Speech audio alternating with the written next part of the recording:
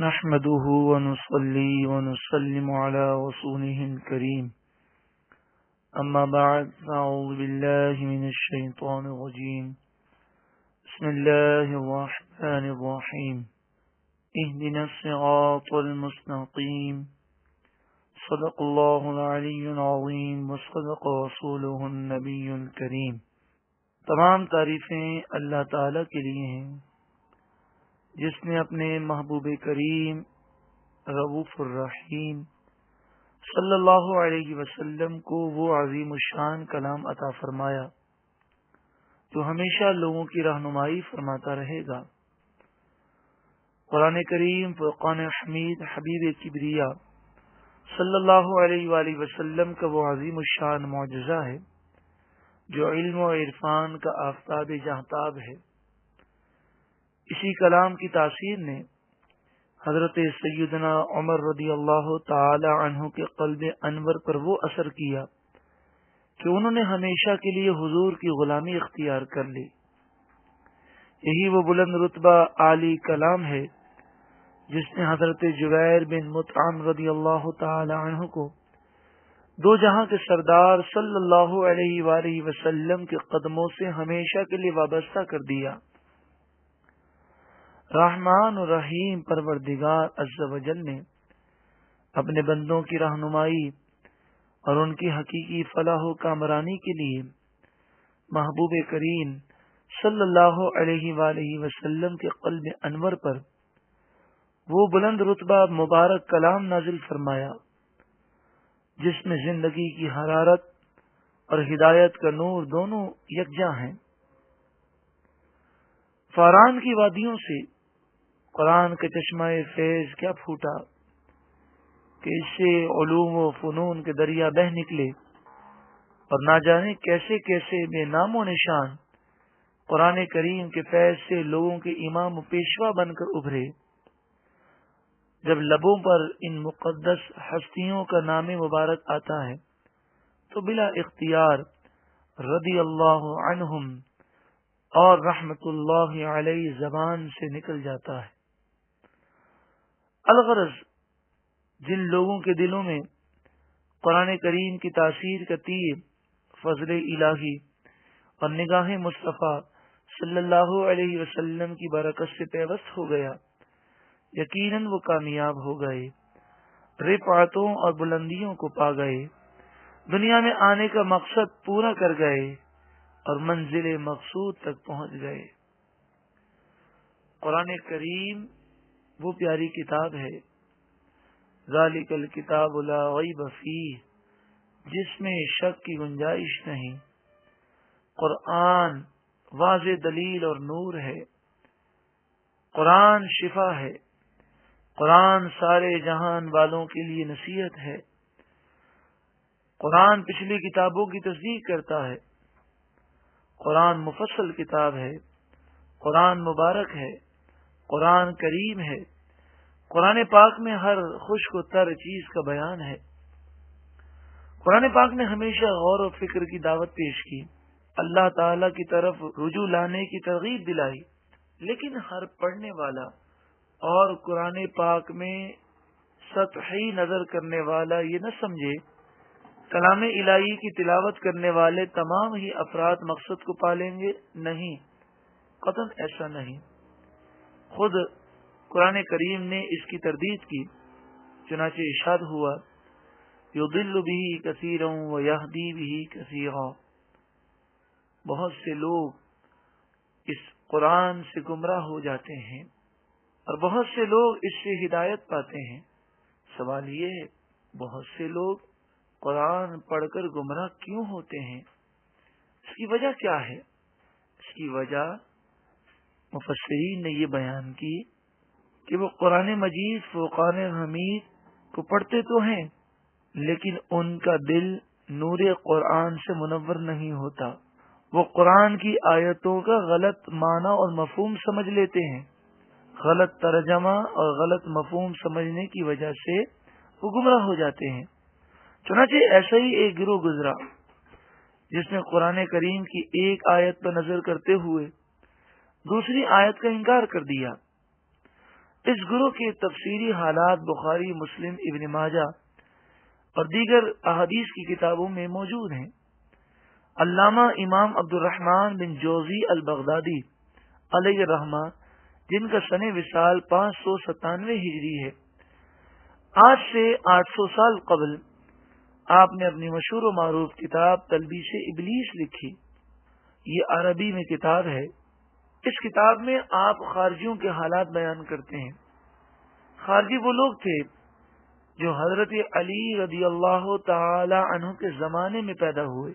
ایک کلمہ بھی پڑھتے تھے، نمازیں بھی پڑھتے تھے، قرآن کی تلاوت بھی کرتے، بلکہ اس قدر شدت کے ساتھ کثرت سے اللہ کی عبادت کرتے کہ حضرت عبداللہ بن عباس رضی اللہ تعالی عنہما نے جب اس گروہ کو دیکھا تو آپ فرماتے ہیں لم ارا قط اشد منہم اجتہادا، میں نے ان سے بڑھ کر عبادت میں کوشش کرنے والی کوئی قوم نہ دیکھی۔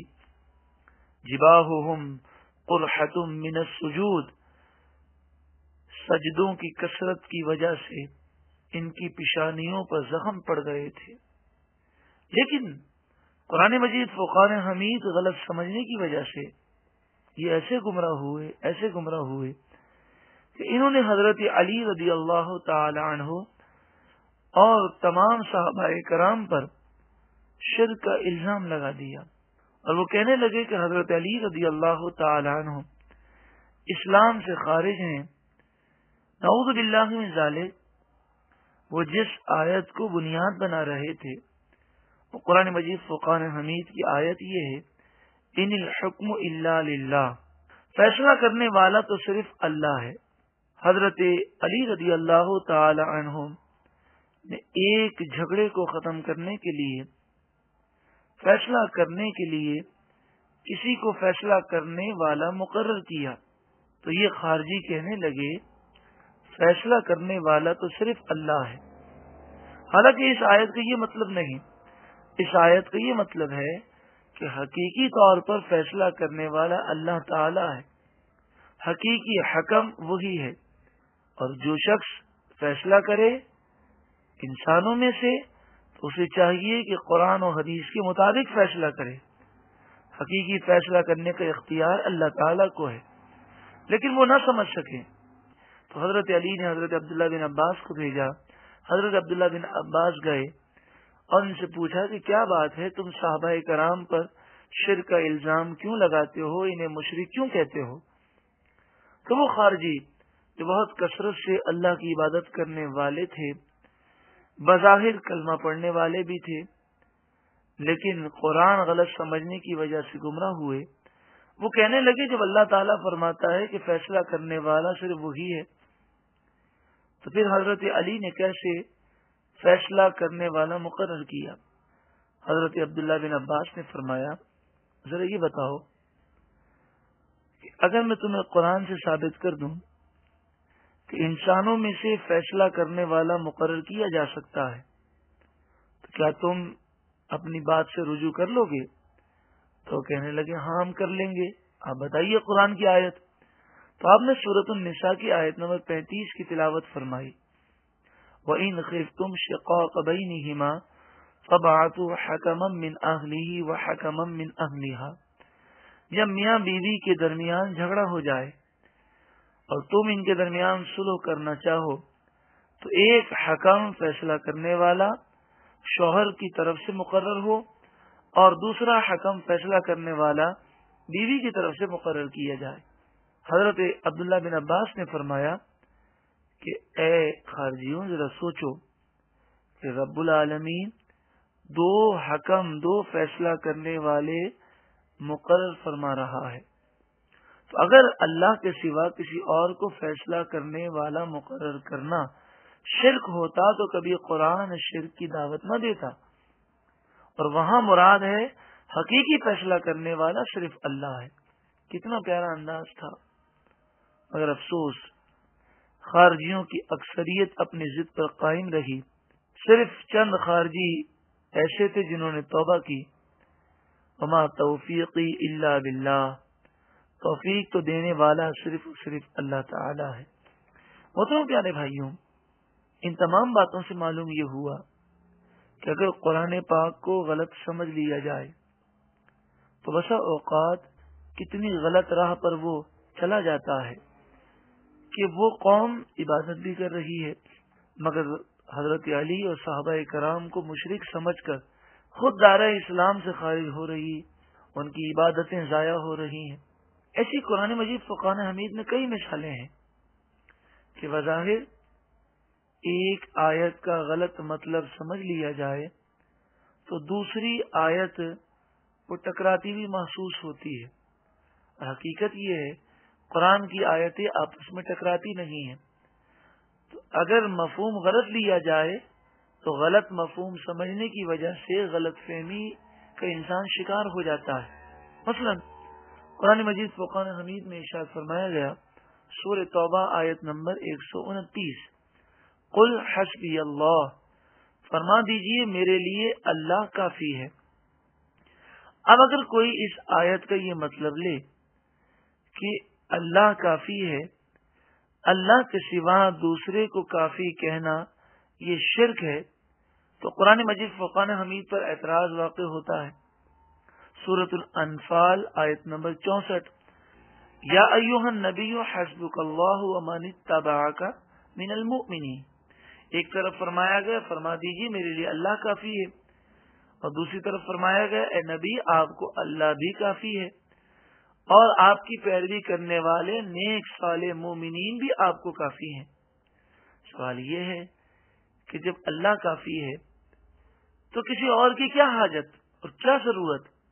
اس کا جواب مفسرین نے بڑا پیارا دیا، فرمایا جہاں یہ کہا جائے گا کہ اللہ کافی ہے، اس سے مراد یہ ہے کہ حقیقی طور پر سب کچھ دینے والا اللہ ہی ہے، اور جہاں یہ کہا جائے گا کہ نیک مومنین کافی ہیں تو اس سے مراد یہ ہے کہ وہ اللہ کی عطا سے کافی ہیں۔ اسی طرح ایسی اور بھی مثالیں ہیں۔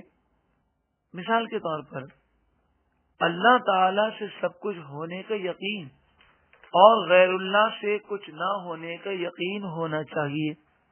بسا اوقات یہ جملہ کہا جاتا ہے اللہ تعالی سے سب کچھ ہونے کا یقین کرو اور اللہ کے علاوہ جو ہے غیر اللہ ہے اس سے کچھ نہ ہونے کا یقین رکھو۔ یقیناً بلا شک و شبہ تمام کام بنانے والی ذات تو اللہ ہی کی ہے، اس کی مشیت کے بغیر ایک ذرہ بھی حرکت نہیں کر سکتا۔ لیکن اس گفتگو سے اگر یہ کوشش کی جائے کہ دو جہاں کے سردار صلی اللہ علیہ وآلہ وسلم کو بے اختیار ثابت کرنے کی کوشش ہو اور یہ تصور دینے کی کوشش ہو کہ حضور نہ کچھ کر سکتے ہیں نہ کچھ دے سکتے ہیں، اللہ کی عطا سے بھی نہیں دے سکتے، اگر یہ نظریہ ہو تو معاذ اللہ ثم معاذ اللہ قرآن کی کئی آیتوں اور احادیث طیبہ کا انکار ہو جائے گا۔ ایک چھوٹی سی مثال پیش کرتا ہوں، بخاری و مسلم اور دیگر احادیث کی کتابوں میں تفصیلاً موجود ہے کہ میدان محشر میں لوگ نجات کے لیے انبیاء کے پاس جائیں گے، انبیاء فرمائیں گے اذهبوا الی غیری، جاؤ کسی اور کے پاس، اور پھر جب لوگ حضور کی خدمت میں آئیں گے تو حضور نبی کریم صلی اللہ علیہ وآلہ وسلم اہل محشر کی اس مشکل میں مدد فرمائیں گے اور فرمائیں گے انا لہا، میں ہی تمہاری شفاعت کروں گا۔ تو اگر یہ عقیدہ رکھ لیا جائے کہ اللہ کی دی ہوئی طاقت سے بھی نبی کریم صلی اللہ علیہ وآلہ وسلم کچھ نہیں کر سکتے تو یہ تو احادیث کا بھی انکار ہے اور قرآن کی کئی آیتوں کا انکار ہے۔ یہ قوم خارجی جس غلط فہمی کا شکار ہوئے وہ غلط فہمی یہ تھی کہ انہوں نے یہ تصور کیا کہ حضرت علی اور صحابہ کرام مشرک ہیں، اور حقیقت یہ ہے کہ انہوں نے شرک کو سمجھا نہیں کہ شرک کسے کہتے ہیں۔ تو آئیے ہم پہلے یہ سمجھ لیں کہ شرک کسے کہتے ہیں۔ شرک کی تین قسمیں ہوتی ہیں، شرک فی العبادت، شرک فی الذات، شرک فی الصفات۔ شرک فی العبادت تو یہ ہے کہ اللہ تعالی کے علاوہ کسی اور کو عبادت کا لائق سمجھا جائے، جیسے مشرکین مکہ کہ وہ خانہ کعبہ میں 360 بت انہوں نے رکھے تھے اور اس کی پوجا کرتے تھے یہ لوگ. تو اللہ کے سوا کسی اور کی عبادت کی جائے، پوجا کی جائے تو یہ شرک فی العبادت ہے.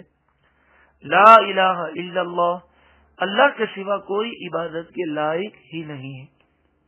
شرک فی ذات، شرک فی ذات یہ تصور کیا جائے کہ خالق کائنات رب العالمین کی دو ذات ہیں،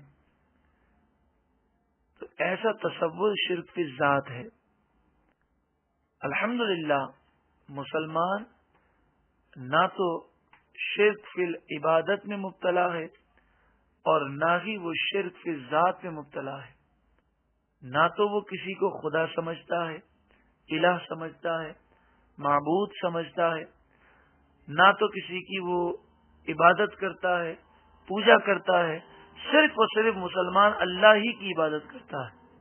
نہ تو عیسائیوں کی طرح مسلمان کسی کو خدا سمجھتے ہیں، نہ خدا کا بیٹا سمجھتے ہیں. تیسری شرک کی قسم ہے شرک فی صفات. شرک فی صفات کا سمجھنا انتہائی ضروری ہے. شرک فی صفات کی تعریف یہ بیان ہوئی کہ جو اللہ تعالی کی صفات ہیں ان کے برابر کسی اور کی صفات تصور کرنا، یہ شرک فی صفات ہے. اس کی مکمل تفصیل ابھی عرض کی جاتی ہے. پہلے شرک کی مذمت آپ سماعت کیجیے. سورہ لقمان آیت نمبر 13 میں ارشاد فرمایا گیا، ان الشرک لظلم عظیم، بے شک شرک بڑا ظلم ہے. سورۃ النساء آیت نمبر 48 اور 116 میں فرمایا گیا، ان اللہ لا یغفر ان یشرک بہ ویغفر ما دون ذلک لمن یشاء. بے شک جو اللہ کے ساتھ شرک کرے گا اللہ تعالی اس کی بخشش نہیں فرمائے گا، اور شرک و کفر کے علاوہ جو اور گناہ ہوں گے وہ چاہے گا تو معاف فرما دے گا.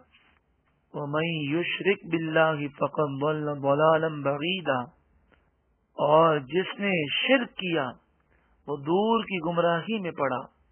وَمَن یشرک بِاللَّهِ فَقَدِ ابْتَغَىٰ إِثْمًا عَظِیمًا. سورہ نساء آیت نمبر 48. جس نے شرک کیا اس نے بڑے گناہ کا طوفان باندھا. بلا شبہ مشرک ظلم عظیم کا مرتکب، مغفرت اور بخشش سے محروم، سری گمراہ، ہمیشہ جہنم میں سڑنے والا، بدبخت، نامراد اور یقیناً اسلام کے دائرے سے خارج ہے. مشرک کی مذمت اپنی جگہ ہے، لیکن کسی مسلمان پر شرک کا الزام لگانا، کسی مسلمان کو مشرک کہنا جبکہ وہ مشرک نہیں، مسلمان ہے، شرک سے پاک ہے، مسلمان پر شرک کا الزام لگانا اتنا بڑا گناہ ہے کہ یوں سمجھیے کہ شرک کا الزام لگانے والا خود دائرۂ اسلام سے باہر ہونے کے اس کے امکانات ہیں. تفسیر ابن کثیر میں حدیث پاک ہے، اس کا خلاصہ یہ ہے کہ نبی کریم صلی اللہ علیہ وآلہ وسلم نے فرمایا، ایک شخص قرآن پڑھتا ہوگا، قرآن کا نور اس کے چہرے پر ہوگا، اسلام پر عمل کرنے والا ہوگا، مگر وہ قرآن کے نور سے بھی محروم ہو جائے گا اور اسلام سے بھی دور ہو جائے گا. صحابہ کرام علیہم رضوان نے پوچھا، یا رسول اللہ صلی اللہ علیہ وسلم ایسا کیوں ہوگا؟ آپ نے فرمایا، یہ اپنے پڑوسی مسلمان پر شرک کا الزام لگائے گا. اور پھر صحابہ کرام نے پوچھا، مشرک کون ہوگا؟ آپ نے فرمایا، یہ الزام لگانے والا خود دائرۂ اسلام سے خارج ہوگا، کیونکہ مسلمان پر شرک سے بری ہے، اس پر شرک کا الزام لگانا گویا کہ اپنے آپ کو اسلام سے دور کرنا ہے.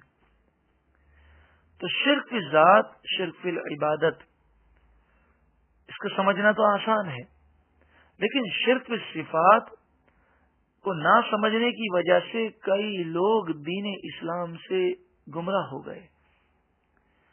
آج ہم شرک فی صفات کو سمجھتے ہیں۔ شرک فی صفات کے معنی پھر عرض کرتا ہوں۔ اللہ اور بندے کی صفات میں برابری کا تصور۔ قرآن مجید فرقان حمید میں ہے ان اللہ بالناس لرؤوف الرحیم، سورہ بقرہ آیت نمبر 143 143۔ بے شک اللہ تعالی لوگوں پر رؤوف اور رحیم ہے۔ اللہ رؤوف بھی ہے، رحیم بھی ہے۔ قرآن مجید فرقان حمید نے دوسرے مقام پر فرمایا، سورہ توبہ آیت نمبر 128، لقد جاءکم رسول من انفسکم، بے شک تمہارے پاس تم ہی میں سے وہ رسول تشریف لائے، عزیز علیہ ما عنتم، جن پر تمہارا مشقت میں پڑنا بھاری ہے، حریص علیکم، تمہاری بھلائی کو بہت چاہنے والے ہیں، بالمؤمنین رؤوف الرحیم، مومنوں پر رؤوف اور رحیم ہے۔ ایک طرف فرمایا جا رہا ہے کہ اللہ تعالی رؤوف اور رحیم ہے، دوسری طرف فرمایا جا رہا ہے رسول کریم صلی اللہ علیہ وآلہ وسلم رؤوف اور رحیم ہے۔ تو ذہن میں یہ سوال پیدا ہوگا، ابھی تو آپ نے کہا کہ شرک فی صفات نام ہے صفات میں برابری کا، تو یہ تو صفات ایک جیسی ہو گئی اور دونوں قرآن کی آیتیں ہیں، اور قرآن تو شرک سے دور کرتا ہے، دلوں کو شرک سے پاک کرتا ہے۔ مفسرین نے بہت ہی پیاری بات ارشاد فرمائی، فرمایا رؤوف اور رحیم اللہ بھی ہے، حضور بھی ہے، لیکن برابری نہیں ہے۔ اللہ کا رؤوف اور رحیم ہونا ذاتی ہے، حضور کا رؤوف اور رحیم ہونا اللہ کی عطا سے ہے۔ اللہ تعالی ہمیشہ سے رؤوف اور رحیم ہے، اور حضور رؤوف اور رحیم ہے جب سے اللہ نے انہیں یہ مقام و مرتبہ دیا۔ جب یہ فرق ہو گیا تو برابری نہ رہی، اور جب برابری نہ رہی تو شرک لازم نہ آیا۔ دوسری مثال سماعت کیجیے، سورہ نمل آیت نمبر 65 میں فرمایا، قل لا يعلم من في السماوات والارض الغیب الا اللہ، تم فرما دو جو کوئی آسمانوں و زمین میں ہے اللہ کے سوا کوئی غیب نہیں جانتا۔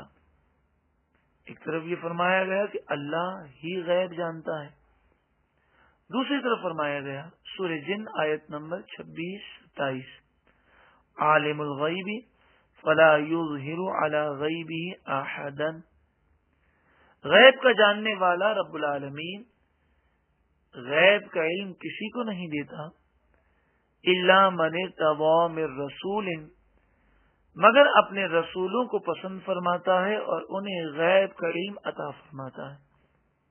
دونوں آیتیں قرآن کی ہیں، تو ان دونوں آیتوں کا مطلب مفسرین نے یہ بیان کیا کہ حقیقی طور پر غیب جاننے والا صرف اور صرف اللہ ہے، اللہ کی عطا کے بغیر کوئی کچھ نہیں جانتا، اور جب اللہ تعالی عطا فرمائے تو محبوب کریم صلی اللہ علیہ وآلہ وسلم اللہ کی عطا سے علم غیب جانتے ہیں۔ تو اللہ بھی غیب کے علم کو جانتا ہے، اور رسول اللہ صلی اللہ علیہ وآلہ وسلم بھی غیب کے علم کو جانتے ہیں، لیکن برابری نہیں ہے۔ اللہ تعالی کا علم ذاتی ہے، حضور کا علم اللہ کی عطا سے ہے۔ جب فرق ہو گیا تو برابری نہ ہوئی۔ قرآن مجید فرقان حمید میں اس کی ایک اور مثال بھی دی جا سکتی ہے، سورہ محمد آیت نمبر 11، صلی اللہ علیہ وسلم، ذالک بأن اللہ مولا الذین آمنوا، مسلمانوں کا مولا مددگار اللہ ہے، مولا الذین آمنوا۔ سورہ تحریم آیت نمبر 4 میں فرمایا، فإن اللہ هو مولاه، پس بے شک اللہ ان کا مولا ہے، مددگار ہے، وہ جبریل اور جبریل مولا مددگار ہیں، وصالح المؤمنین، اور صالح مومنین مددگار ہیں۔ سوال یہ ہے، ایک طرف کہا جا رہا ہے کہ اللہ مددگار ہے، مولا ہے، دوسری طرف فرمایا جا رہا ہے کہ اللہ بھی مددگار ہے، جبریل بھی مددگار ہیں، اور نیک مومنین بھی مددگار ہیں۔ دونوں آیتیں قرآن کی ہیں، کوئی ٹکراؤ نہیں۔ سمجھنا یہ ہے کہ اللہ تعالی مولا ہے، مددگار ہے، حقیقی طور پر، ذاتی طور پر، اور جبریل اور صالح مومنین مددگار ہیں اللہ کی عطا سے۔ اللہ نے اپنی مدد کا انہیں ذریعہ اور وسیلہ بنایا۔ قرآن مجید فرقان حمید کی ایک اور آیت کریمہ اس مفہوم کو مزید واضح کرتی ہے۔ سورۃ المائدہ آیت نمبر 55، انما ولیکم اللہ ورسولہ والذین آمنوا، تمہارے مددگار ہیں اللہ اور اس کے رسول تمہارے مددگار ہیں، اور ایمان والے تمہارے مددگار ہیں۔ اللہ بھی مددگار ہے، حضور بھی مددگار ہیں، نیک صالح مومنین بھی مددگار ہیں۔ وہی فرق ہے کہ اللہ ذاتی مددگار ہے، حقیقی مددگار ہے، اور رسول اللہ کی مدد اور نیک مومنین کی مدد بھی اذن اللہ ہے، اللہ کی عطا سے اور اللہ کی عنایت سے اور اللہ کے کرم سے۔ حقیقی مددگار صرف اللہ ہے، رسول اللہ صلی اللہ علیہ وسلم اور نیک مومنین اللہ کی مدد کے حصول کا ذریعہ اور وسیلہ ہیں۔ یہاں پر ایک سوال اور پیدا ہوتا ہے کہ جب یہ کہہ دیا گیا انما ولیکم اللہ، اللہ تمہارا مددگار ہے، اور اسی طرح پچھلی آیت میں جب یہ کہہ دیا گیا فإن اللہ هو مولاه، کہ اللہ ہی ان کا مددگار ہے، تو جب اللہ کے مددگار ہونے کا ذکر کر دیا گیا تو پھر مومنین، رسول اللہ کی مدد، جبریل کی مدد کا ذکر کیوں کیا گیا؟ کیا اللہ تعالی کی مدد ناکافی ہے؟ ہرگز یہ بات نہیں۔ اصل بات یہ ہے کہ قرآن یہ عقیدہ بیان کر رہا ہے کہ اللہ تعالی ہی مدد فرمائے گا، لیکن اللہ تعالی اپنے نیک بندوں کو مقام، مرتبہ اور بلندی عطا فرماتا ہے، اور ان سے وابستہ رہیں گے اور ان کی بارگاہ میں حاضر ہوں گے تو اللہ تعالی کرم فرمائے گا اور ان کے وسیلے سے ہمارا بیڑا پار فرما دے گا۔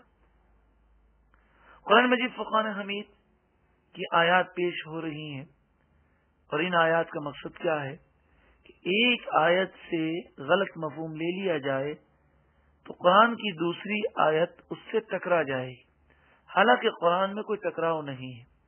سورہ شورى آیت نمبر 49، یَهَبُ لِمَن یَشَاءُ إِنَاثًا وَیَهَبُ لِمَن یَشَاءُ الذُّکُورَ، اللہ جسے چاہے بیٹیاں عطا فرمائے اور جسے چاہے بیٹے دے۔ اور دوسرے مقام پر سورہ مریم آیت نمبر 19، حضرت جبریل امین حضرت مریم کے پاس آئے اور جبریل امین نے کیا کہا؟ قال، جبریل امین بولے انما انا رسول ربک، میں تو صرف تیرے رب کا بھیجا ہوا قاصد ہوں، لِأَهَبَ لَكِ غُلَامًا زَكِيًّا، میں اس لیے آیا ہوں کہ تجھے ستھرا اور پاکیزہ بیٹا عطا کروں۔ ایک طرف فرمایا گیا کہ بیٹے اور بیٹیاں اللہ ہی دیتا ہے، دوسری طرف جبریل امین کہہ رہے ہیں لِأَهَبَ لَكِ غُلَامًا زَكِيًّا، کہ میں تجھے نیک صالح بیٹا عطا کروں۔ حقیقی طور پر عطا کرنے والا اللہ ہی ہے، جبریل امین جو عطا کر رہے ہیں اللہ کی عطا سے اور بِإِذْنِ اللہ کر رہے ہیں۔ سورہ زمر آیت نمبر 42 میں ارشاد فرمایا گیا اللہ یتوفی الانفس، اللہ ہی جانوں کو موت دیتا ہے، روح قبض کرتا ہے، زندگی موت دینے والا اللہ ہی ہے۔ سورۃ السجدہ آیت نمبر 11 میں فرمایا گیا قل اے محبوب آپ فرمائیے یتوفاکم ملک الموت الذی وکل بکم، موت کے فرشتے حضرت ملک الموت تمہیں موت دیں گے۔ سوال یہ ہے کہ حضرت اسرائیل علیہ الصلاۃ والسلام ملک الموت موت دے رہے ہیں، قرآن بیان کر رہا ہے کہ موت وہ دیں گے، اور ایک طرف یہ کہ موت دینے والا اللہ تعالی ہے۔ دونوں آیتوں میں کوئی ٹکراؤ نہیں۔ سمجھنا یہ ہے کہ حقیقی طور پر موت دینے والا اللہ ہی ہے۔ حضرت ملک الموت علیہ الصلاۃ والسلام اللہ کی عطا سے بِإِذْنِ اللہ آپ یہ کام فرماتے ہیں۔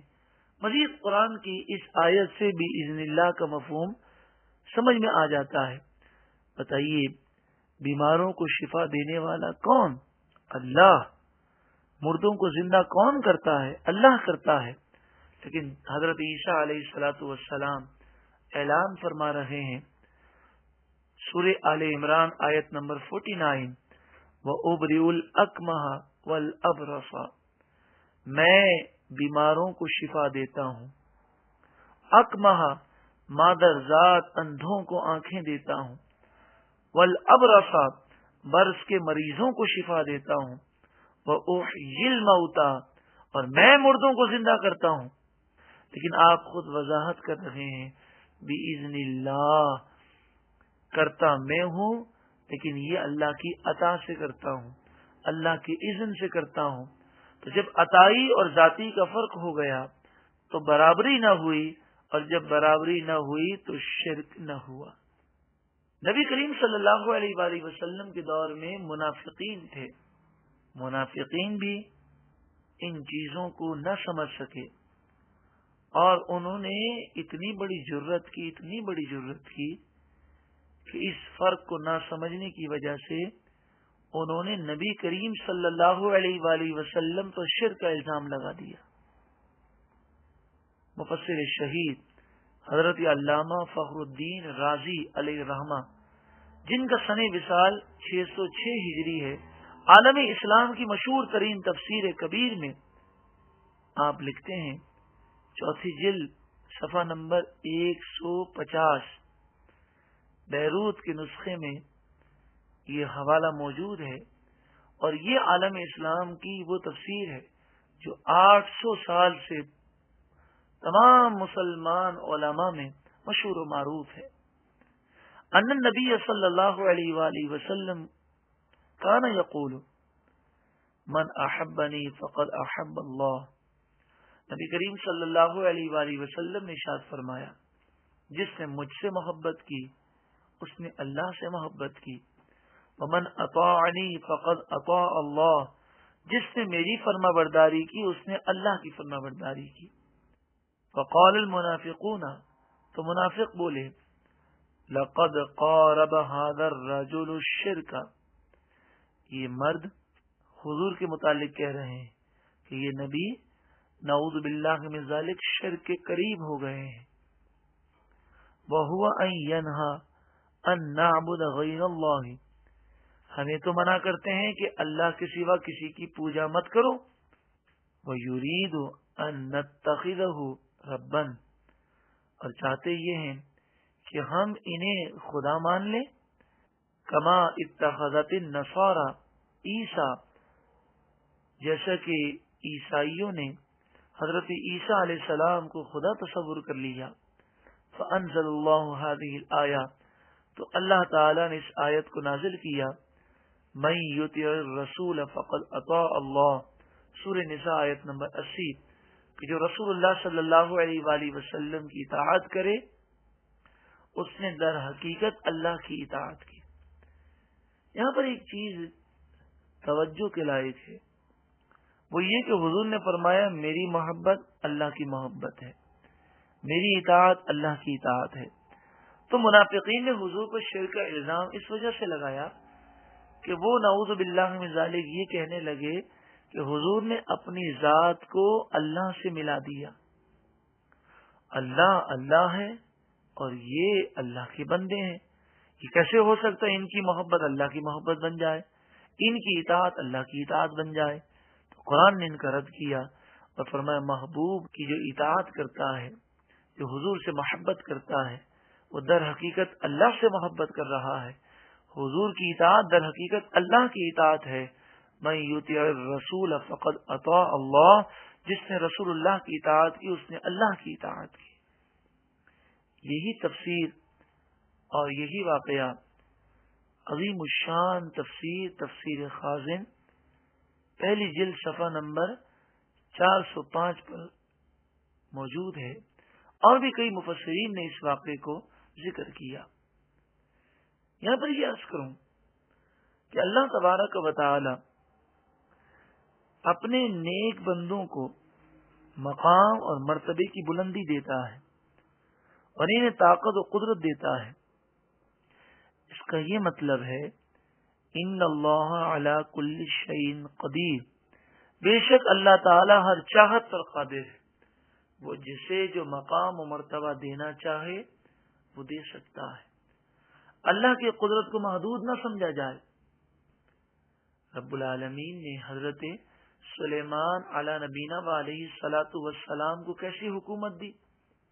جنات آپ کے تابع، ہوائیں آپ کے تابع، پرندوں کی بولیاں آپ سنتے اور سمندر میں موجود مچھلیوں سے آپ گفتگو کرتے. تو یہ جو آپ کو مقام و مرتبہ دیا گیا، پوری دنیا کی حکومت دی گئی، آپ ہواؤں میں اڑتے، ہوا آپ کے تابع تھی، تو یہ مقام و مرتبہ کس نے دیا؟ اللہ نے دیا. تو اللہ اپنے نیک بندوں کو جو بھی مقام و مرتبہ دے، بندے کو چاہیے کہ وہ اللہ کی قدرت پر یقین رکھے اور وہ یہ کہے کہ اللہ تعالیٰ جو چاہے کر سکتا ہے. بخاری شریف دوسری جلد صفحہ نمبر 963 کتاب الرقاق باب التواضع حدیث نمبر 6021 عن ابی ہریرہ رضی اللہ تعالی عنہ قال قال رسول اللہ صلی اللہ علیہ وسلم. حضرت ابو ہریرہ سے مروی ہے کہ حضور صلی اللہ علیہ وآلہ وسلم نے ارشاد فرمایا ان اللہ قال من عاد لی ولیا فقد آذنته بالحرب. یہ حدیث قدسی ہے. حضور فرماتے ہیں بے شک اللہ تعالیٰ فرماتا ہے جو میرے ولی سے دشمنی رکھے گا، جو میرے محبوب بندے سے دشمنی رکھے گا تو اس کے لیے میرا اعلان جنگ ہے. محبوب بندے سے دشمنی کی کیا معنی ہے؟ محبوب بندے کے مقام و مرتبے کو گھٹانے کی کوشش کرنا، اللہ نے جو انہیں مقام دیا اس مقام کو تسلیم نہ کرنا، ان کی عزت و تعظیم و توقیر مسلمانوں کے دلوں سے نکالنے کی کوشش کرنا، یہ دشمنی ہے. اور فرمایا من عاد لی ولیا فقد آذنته بالحرب، کہ جو اللہ کے ولی سے محبوب بندے سے دشمنی رکھتا ہے اللہ تعالیٰ اسے اعلان جنگ فرماتا ہے. اس کے تحت محدثین نے ارشاد فرمایا کہ اللہ تعالیٰ اسے مرتے وقت ایمان سے محروم فرما دیتا ہے. جو اللہ کے ولی سے دشمنی رکھے، ان کے مقام و مرتبے کو گھٹانے کی کوشش کرے. وما تقرب الی عبدی بشیء احب الی مما افترضت علیہ. میرا بندہ قرب حاصل کرتا رہتا ہے یہاں تک کہ وہ فرائض کے ذریعے میری بارگاہ میں قرب حاصل کرتا ہے. ولا یزال عبدی یتقرب الی من نوافل، اور میرا بندہ نوافل کے ذریعے، فرائض کے بعد نوافل کے ذریعے میرا قرب حاصل کرتا ہے. حتی احبہ، یہاں تک کہ میں اسے اپنا محبوب بنا لیتا ہوں. جب محبوبیت مل جاتی ہے فَإِذَا أَحْبَبْتُهُ فَكُنْتُ سَمْعَهُ الَّذِي يَسْمَعُ بِهِ، تو جب میں اسے اپنا محبوب بنا لیتا ہوں تو میں اس کے کان بن جاتا ہوں جس سے وہ سنتا ہے. وَبَصَرَهُ الَّذِي يَبْصُرُ بِهِ، میں اس کی آنکھ بن جاتا ہوں جس سے وہ دیکھتا ہے. وَيَدَهُ الَّتِي يَبْطِشُ بِهَا، اور میں اس کے ہاتھ بن جاتا ہوں جس سے وہ پکڑتا ہے. وَرِجْلَهُ الَّتِي يَمْشِي بِهَا، اور میں اس کے پاؤں بن جاتا ہوں جس سے وہ چلتا ہے. وَلَئِن سَأَلَنِي لَأُعْطِيَنَّهُ، اور اگر میرا یہ مقبول بندہ مجھ سے کوئی چیز مانگے، کوئی سوال کرے، دعا مانگے، تو میں ضرور بضرور اس کی دعاؤں کو قبول فرماتا ہوں. مفسر کبیر علامہ امام فخر الدین رازی علیہ الرحمہ، جن کا بھی ذکر کیا گیا کہ آپ کا سن وصال 606 ہجری ہے، تفسیر کبیر 7ویں جلد صفحہ نمبر 436، سورہ کہف کی آیت کریمہ ہے ام حسبت ان اصحاب الکہف۔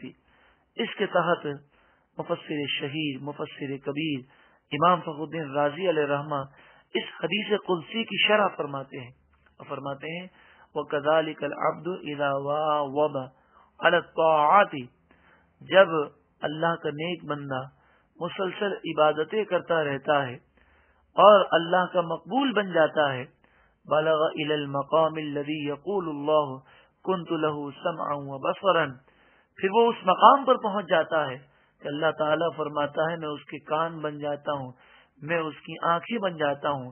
حضرت امام جلال الدین سیوطی الشافعی علیہ رحمہ اور دیگر بزرگوں نے بھی اس کی تشریح میں یہ ایسی باتیں لکھی ہیں، لیکن امام فخر الدین رازی نے بڑے واضح طور پر ارشاد فرمایا فَإِذَا صَارَ نُورُ جَلَالِ اللَّهِ سَمْعًا لَهُ، جب اللہ کے جلال کا نور اس کے کان بن جاتا ہے، سمع القریب والبعید، وہ محبوب بندہ قریب کی باتیں بھی سن لیتا ہے اور دور کی باتیں بھی سنتا ہے۔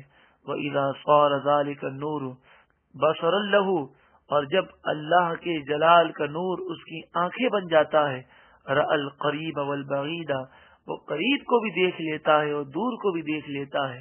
وَإِذَا صَارَ ذَلِكَ النُّورُ يَدًا لَهُ، اور جب اللہ کے جلال کا نور اس کے ہاتھ بن جاتا ہے، قدر علی التصرف فی الصعب والسہل والبعید والقریب، تو اللہ تعالیٰ اسے وہ طاقت دیتا ہے کہ قریب اور دور، آسان مشکل تمام کاموں پر وہ قدرت رکھتا ہے اور وہ کرامتیں دکھاتا ہے کہ عقلیں دنگ رہ جاتی ہیں۔ محترم پیارے بھائیوں، اللہ کے نیک بندے جو طاقت رکھتے ہیں، حدیث قدسی اور تفسیر کبیر کے حوالے سے آپ نے اچھی طرح سمجھ لیا۔ قرآن مجید فرقان حمید میں بھی اللہ کے نیک بندوں کی طاقت کا ذکر ہے۔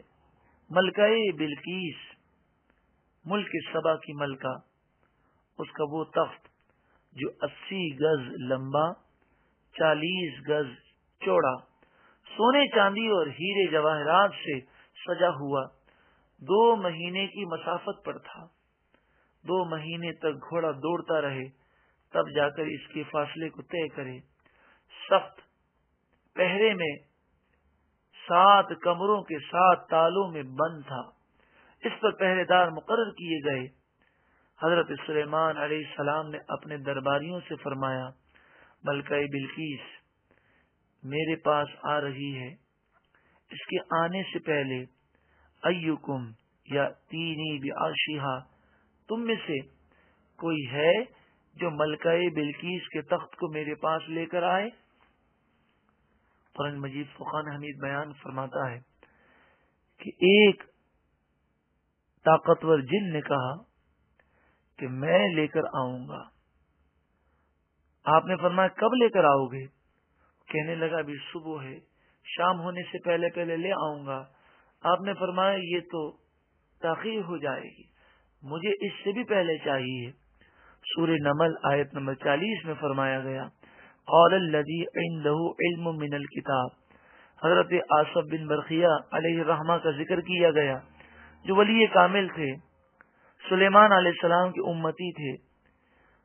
قال کہا الذی، اس ولی نے، عنده علم من الکتاب، جس کے پاس زبور کا علم تھا، اللہ کی کتاب کا علم تھا، انا آتیک بہ قبل ان یرتد الیک طرفک، میں اس تخت کو لے کر آؤں گا۔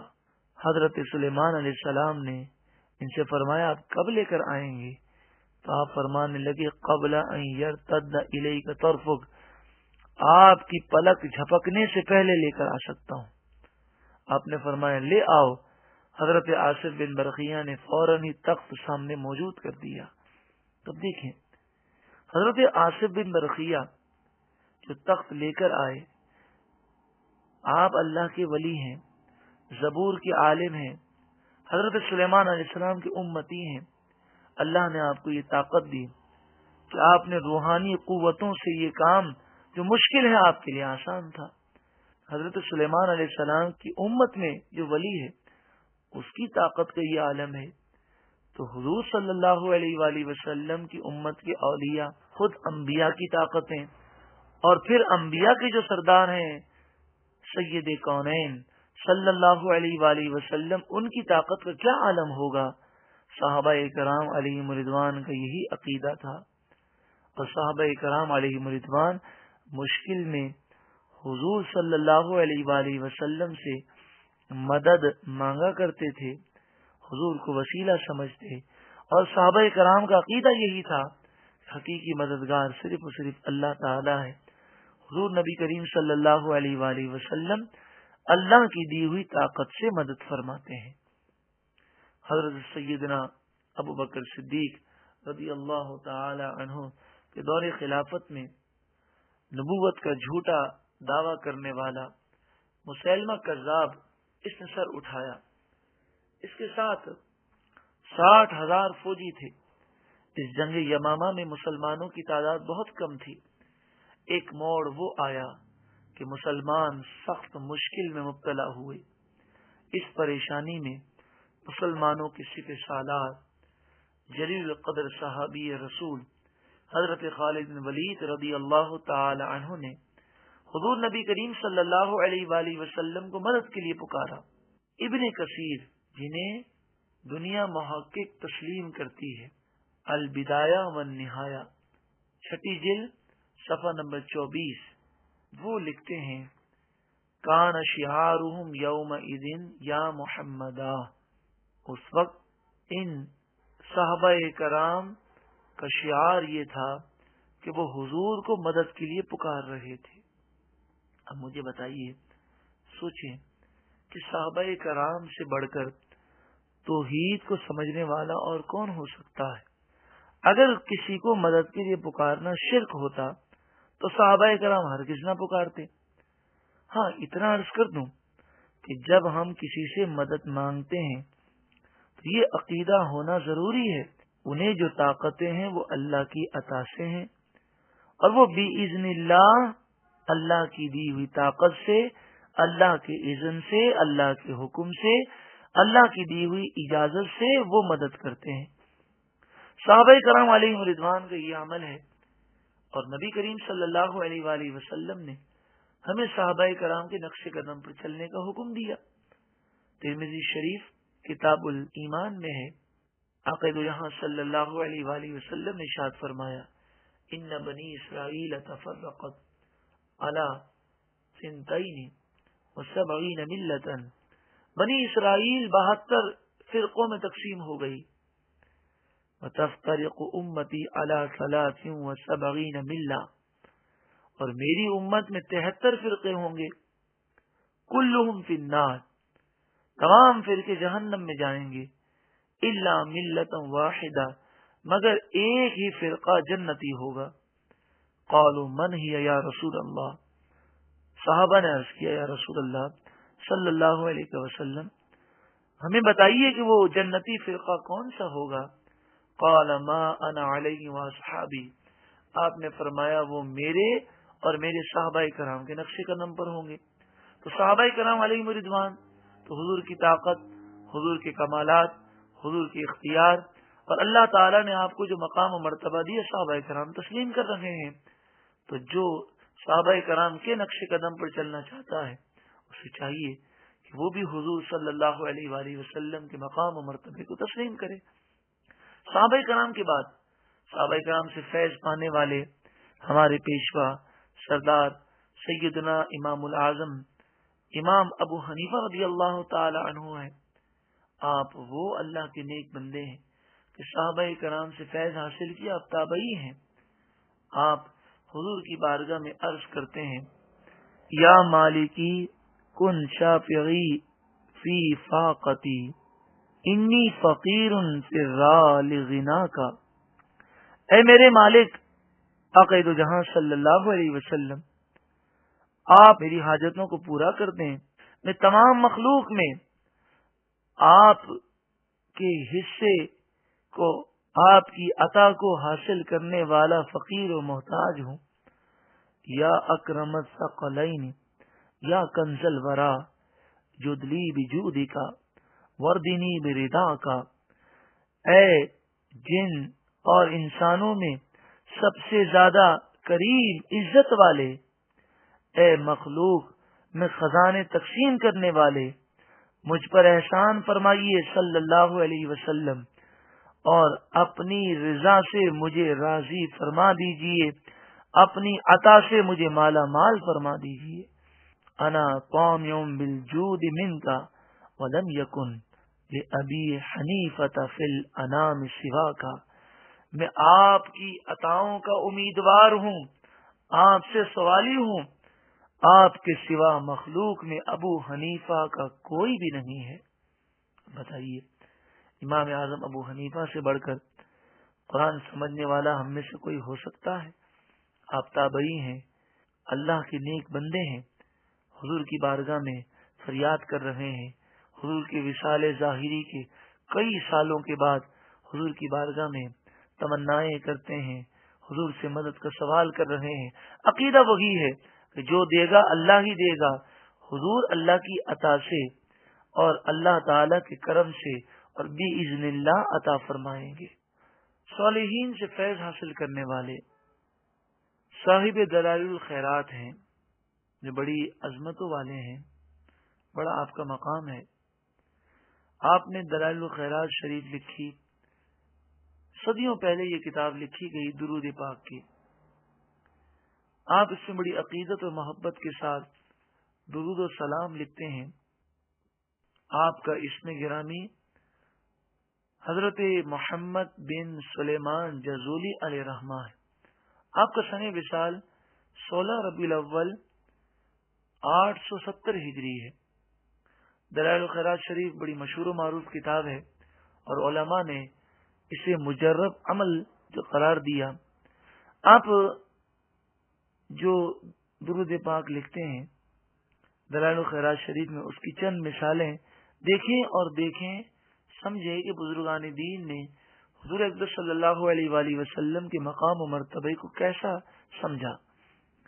آپ لکھتے ہیں اللہم صلی علی الموصوف بالکرم والجود، اے اللہ اس ذات مقدس پر رحمت نازل فرما جو سخاوت کرنے والے ہیں اور کرم کرنے والے ہیں۔ سیدنا کاشف الکربی، ہمارے آقا صلی اللہ علیہ وسلم جو مشکلات کو حل فرمانے والے ہیں۔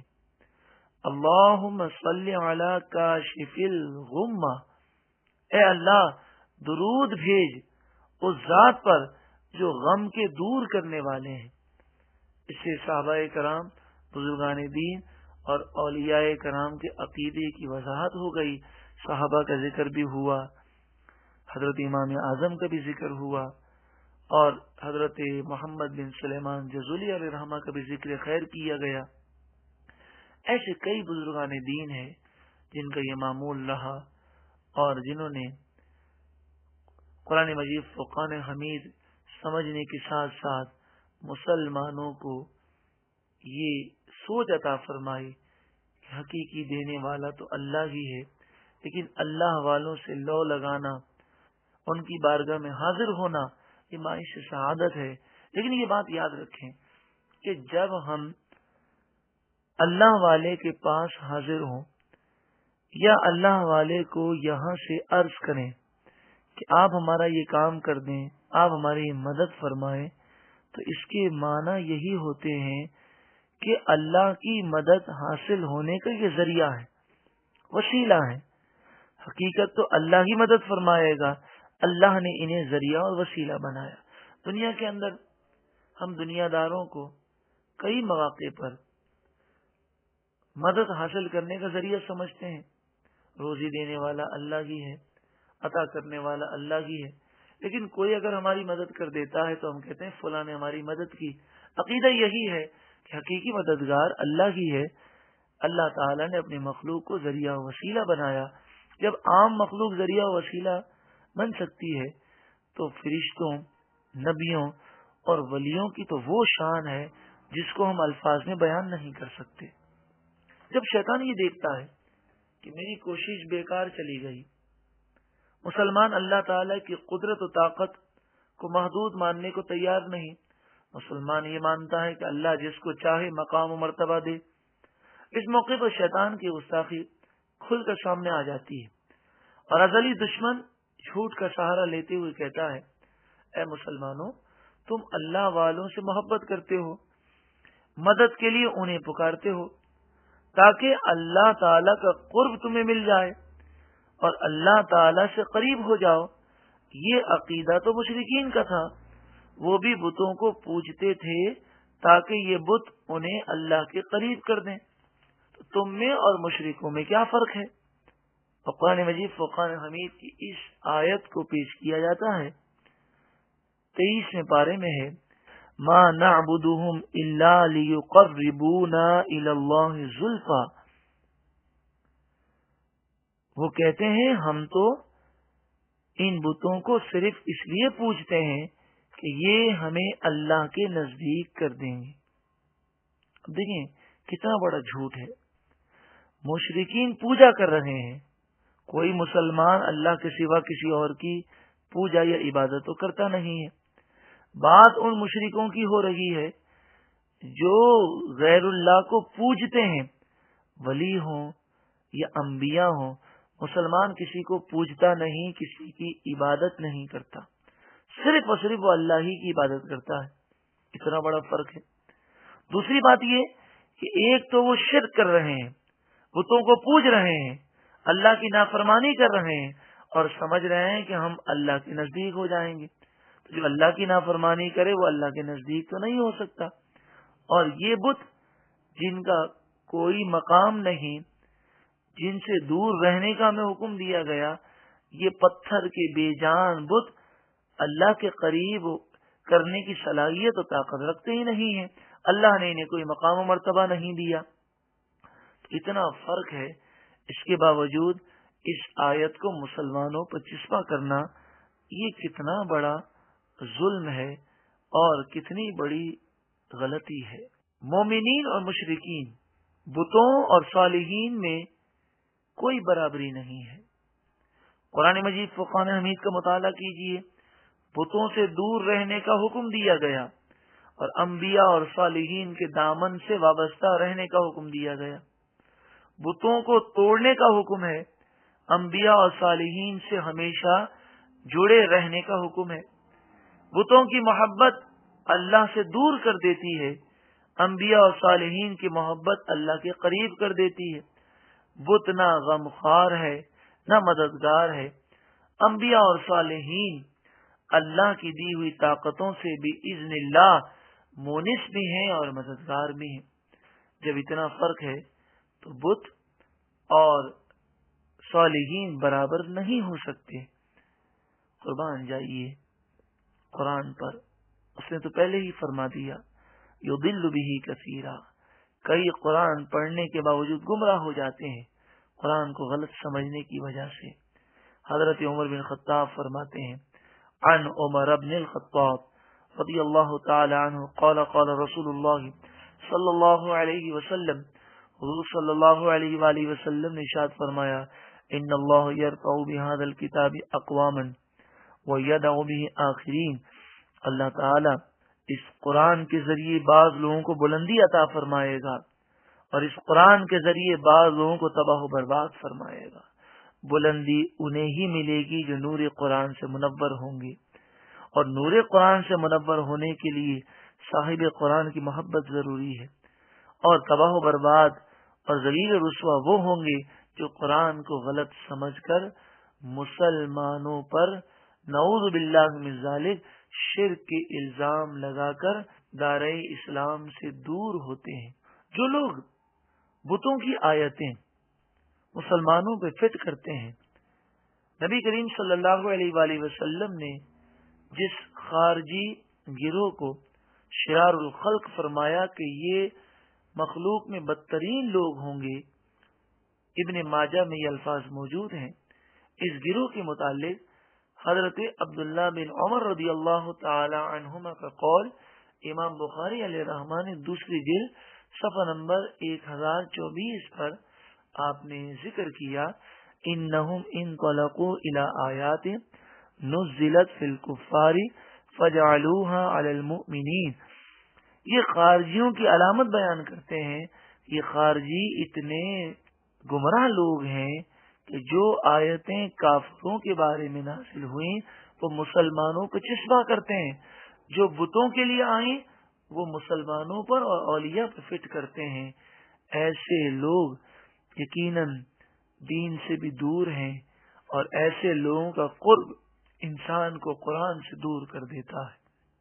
اب سوچیں، جس آقا دو جہاں صلی اللہ علیہ وآلہ وسلم کو ہم مانتے ہیں، وہ حدیث پاک کہ جو آپ نے اپنے وصال سے صرف 3 دن قبل آپ نے ارشاد فرمایا، بخاری شریف دوسری جلد صفحہ نمبر 975، کتاب الرقاق حدیث نمبر 6102، عقید جہاں صلی اللہ علیہ وآلہ وسلم فرماتے ہیں وَإِنِّي وَاللَّهِ مَا أَخَافُ عَلَيْكُمْ أَن تُشْرِكُوا بَعْدِي. خدا کی قسم مجھے اس بات کا کوئی خوف نہیں کہ تم میرے بعد شرک کرو گے، میری امت شرک میں مبتلا ہوگی. حضور فرماتے ہیں مجھے اس بات کا کوئی خوف نہیں.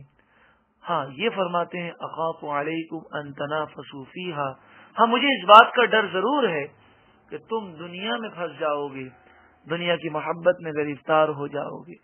آج بتائیے کون ہے جو دنیا کی محبت سے دور نہ ہو؟ لیکن حضور نے فرما دیا کہ میری امت شرک نہیں کرے گی. حضور کے ماننے والے، حضور سے محبت کرنے والے، حضور کا کلمہ پڑھنے والے کیسے بھی دین سے دور ہوں، مگر جب ان سے پوچھا جائے کہ حقیقی طور پر مالک کون ہے، حقیقی طور پر نعمتیں دینے والا کون ہے، حقیقی طور پر خالق اور مالک کون ہے، تو وہ یہی کہیں گے اللہ ہے. اور اللہ تعالی کے نیک بندے، صالحین اور انبیاء جو طاقتیں رکھتے ہیں، جو کرامتیں اور معجزات کا اظہار ہوتا ہے، جو ان کی قدرت کا اظہار ہوتا ہے، وہ کیسے ہے؟ تو ہر مسلمان یہی کہے گا باذن اللہ ہے، اللہ کی دی ہوئی طاقتوں سے ہے. کوئی کسی کو اللہ کے سوا نہ رب مانتا ہے، نہ خدا مانتا ہے، نہ الہ مانتا ہے، نہ معبود مانتا ہے. سوال یہ پیدا ہوتا ہے، کیا نبی کریم صلی اللہ علیہ وآلہ وسلم نے بندوں سے مدد مانگنے کی اجازت مرحمت فرمائی؟ تو اس کا جواب یہ ہے کہ جی ہاں، صحیح احادیث میں موجود ہے. عن عتبہ بن غزوان عن نبی اللہ صلی اللہ علیہ وسلم قال، حضرت عتبہ بن غزوان سے مروی ہے کہ نبی کریم صلی اللہ علیہ وآلہ وسلم نے ارشاد فرمایا، اذا اضل احدکم شیئا، جب تم میں سے کسی کی کوئی چیز گم ہو جائے، او اراد عونا، یا وہ مدد حاصل کرنا چاہے، وَهُوَ بِأَرْضٍ لَيْسَ بِهَا أَنِيسٌ، اور وہ ایسی زمین میں ہو کہ جہاں اس کا کوئی مددگار نہ ہو، کوئی انسان نہ ہو، فَلْيَقُلْ يَا عِبَادَ اللَّهِ أَعِينُونِي، تو اسے چاہیے کہ وہ کہے اے اللہ کے بندوں میری مدد کرو.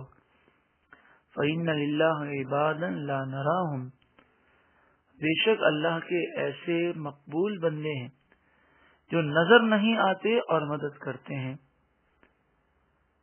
محدث فرماتے ہیں وَقَدْ جُرِّبَ ذَلِكَ، یہ ایک ایسا عمل ہے کہ اس پر عمل کیا گیا اور اس کے فوائد فوراً ظاہر ہوئے. اس حدیث پاک سے انتہائی واضح ہوا کہ یا عباد اللہ اعینونی پکارنے اور اللہ کے بندوں سے مدد مانگنے کا نبی کریم صلی اللہ علیہ وآلہ وسلم نے حکم ارشاد فرمایا. تو ان تمام احادیث قرآن کی آیتوں کے بعد آخر میں عاجزانہ درخواست یہ ہے، محترم بھائیوں، قرآن پاک میں ارشاد ہے ان الشیطان لکم عدو فاتخذوہ عدوا۔ سورہ فاطر آیت نمبر 6۔ بے شک شیطان تمہارا دشمن ہے تو تم بھی اسے دشمن سمجھو۔ شیطان کی آرزو و تمنا یہی ہے کہ وہ ہمیں تباہ و برباد کر دے۔ صحابہ علیہم رضوان اور بزرگان دین کے عقائد و نظریات سے دور کر دیں۔ شیطان یہی چاہتا ہے کہ مسلمان قرآن مجید فرقان حمید کی آیات کا غلط مفہوم سمجھ کر اپنے درست عقیدے سے وہ دور ہو جائے۔ اسی طرح اس بدبخت کی خواہش ہے کہ مسلمان دنیا کی رنگینیوں میں بدمست ہو جائیں، قبر و آخرت کو بھول جائیں۔ یاد رکھیں، دنیا کی محبتیں صرف دنیا کی غرض کے لیے ہیں۔ ہمارے چاہنے والے اپنے کندھوں پر لاد کر اندھیری قبر میں تنہا چھوڑ کر چلے جائیں گے اور ہمارا کوئی پرسان حال نہ ہوگا۔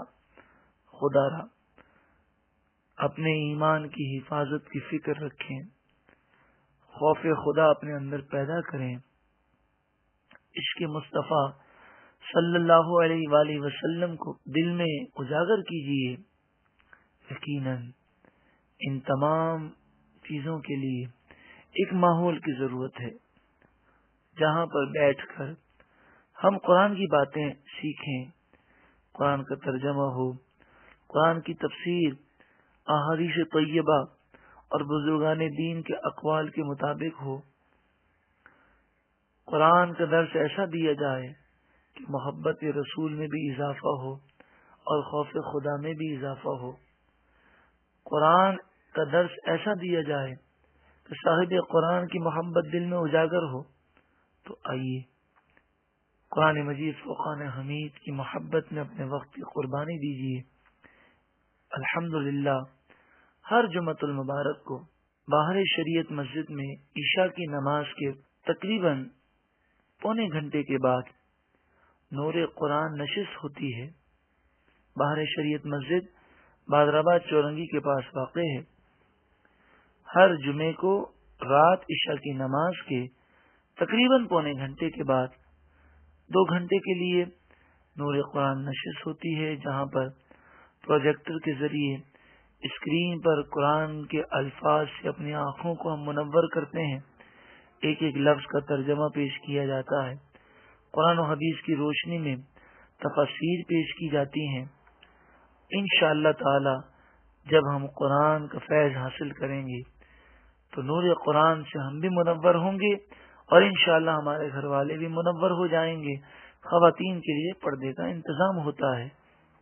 آخر میں یہی عاجزانہ درخواست ہے کہ حضور صلی اللہ علیہ وسلم صحابہ کرام اور صالحین سے ہمیشہ محبت و الفت برقرار رکھنے کے لیے وقتاً فوقتاً صلاۃ الحاجات 2 رکعت نفل نماز پڑھ کر اللہ تعالی کے حضور گر گرا کر دعا کریں، اے اللہ عز و جل میرے ایمان کی حفاظت فرما، اور جس طرح آج اے مولا عز و جل تیری توفیق و عطا سے صحابہ اور صالحین علیہم رضوان کے عقائد و نظریات دل میں بسائے ہوئے ہوں اور تیری قدرت کاملہ پر یقین رکھتے ہوئے اولیاء کاملین کی عظمت کا قائل ہوں، مجھے اسی اسلامی عقیدے پر ثابت قدمی نصیب فرما تاکہ جنازہ اٹھنے سے قبل بلا جھجک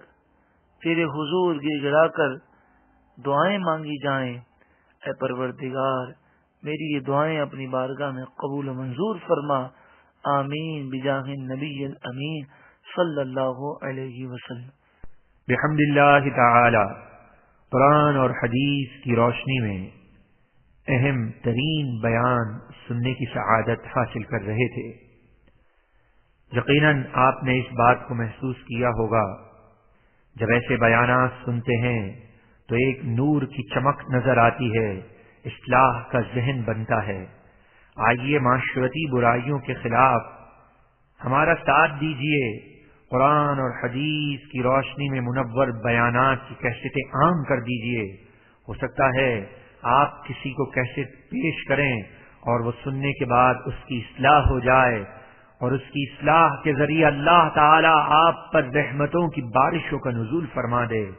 مختلف عنوانات پر اہم ترین بیانات ہیں، جن میں ایک تربیت اولاد کے لیے، جس کا عنوان گھر کو آگ لگ گئی گھر کے چراغ سے، ضرور سنیں اور دیگر مسلمانوں تک اس کیسٹ کو پہنچا دیجئے۔ شرک کی حقیقت جاننے کے لیے اہم ترین بیان سنیے۔ الغرض کئی بیانات کی کیسٹیں موجود ہیں، آپ خود بھی سنیں، دیگر مسلمانوں تک انہیں پہنچا دیجئے۔ یاد رکھیے کہ ضرورت اسی بات کی ہے کہ ہم اللہ کے کلام سے محبت رکھنے والے ہو جائیں، اللہ کے کلام سے فیض پانے والے ہو جائیں، اللہ کے کلام کی محبت اور الفت ہمارے دلوں میں راسخ ہو جائے۔ بحمداللہ اس کا ایک بہترین ذریعہ ہر جمعۃ المبارک کو بعد نماز عشاء اللہ کے کلام سے لوگ فیضیاب ہوتے ہیں، ایک ایک لفظ کے معنی بیان کیے جاتے ہیں، قرآن کی تفسیر بیان کی جاتی ہے، اور وہ پیارا اور نورانی منظر ہوتا ہے۔ آپ ایک بار آ کر دیکھیے، ہر جمعۃ المبارک بعد نماز عشاء جامع مسجد بہار شریعت بہادر آباد میں خواتین کے لیے پردے کے ساتھ اہتمام ہے۔ ہمارے معاشرے پر ہم نظر جب ڈالتے ہیں تو کئی مسلمان پریشان حال نظر آتے ہیں۔ پریشانیوں سے نجات کے لیے مسلمان فکر مند ہیں، انہیں یہ خوشخبری سنا دیجئے اور بتا دیجئے کہ پریشانیوں سے نجات، جائز مقصد میں کامیابی، رزق میں برکت، رکاوٹوں سے دوری کے لیے اللہ کے مبارک ناموں کا ذکر کیا جاتا ہے، ختم قادریہ شریف پڑھا جاتا ہے، اور اختتام پر خصوصی دعائیں مانگی جاتی ہیں۔ ہر اتوار بعد نماز عصر سے مغرب بہار شریعت مسجد بہادر آباد میں تشریف لے آئیں۔ افسوس کے ساتھ کہنا پڑتا ہے کہ کئی گھر کی خواتین جھوٹے عاملوں کے پاس پہنچ جاتی ہیں۔ اپنے گھر کی خواتین کو ایسے عاملوں سے روکیے۔ خواتین کے لیے بھی اللہ کے مبارک ناموں کا ذکر، عظیم الشان روحانی محفل کا انعقاد ہوتا ہے۔ ہر ہفتے کو دوپہر 2:30 سے 5 بجے تک جیل چورنگی پر واقع قادریہ لان میں اپنے گھر کی خواتین کو اس مبارک محفل میں روانہ کر دیجئے۔